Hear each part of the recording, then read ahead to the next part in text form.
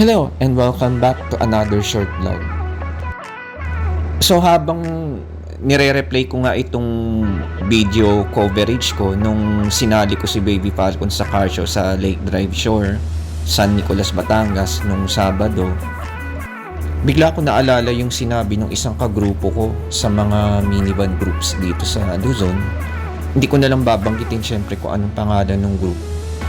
Pero sinabihan niya ako ng friendly advice lang daw na wag daw akong nagpo-post or mag-post ng picture or video na may mga taong nakatingin sa minivan ko. Kasi daw, mayabang ang dating. I was randomly taking shots of my minivan kasi syempre nilapag ko sa car show. Edi ipang montage ko. Syempre.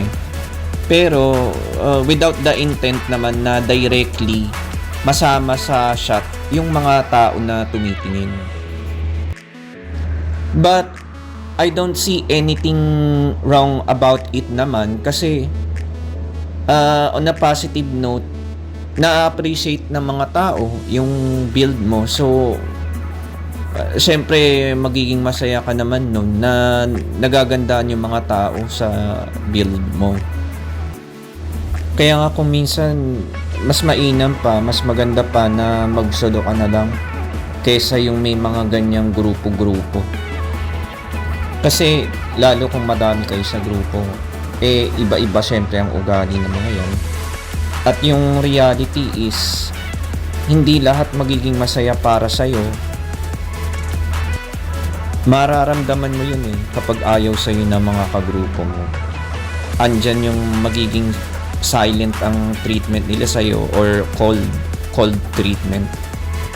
It's only either nai-intimidate sila sa'yo or it's their way of saying na hindi ka bilong dito sa grupo na to. Kaya nga yung life lesson dito is wag mong ipipilit ang sarili mo sa mga tao or grupo na ayaw sa'yo. Kasi mauubos ka lang If you try to explain yourself to them na hindi ka ganun, you try to prove na wala kang masamang intention, pero sila sarado na talaga yung isip nila. I'll stop na from here kasi sa dami ng nagiging blind items ko sa mga grupo, baka matukhang na ako. On my end naman, gusto ko lang ma-share yung mga nagiging experience ko at naging experience para magkaroon kayo ng awareness.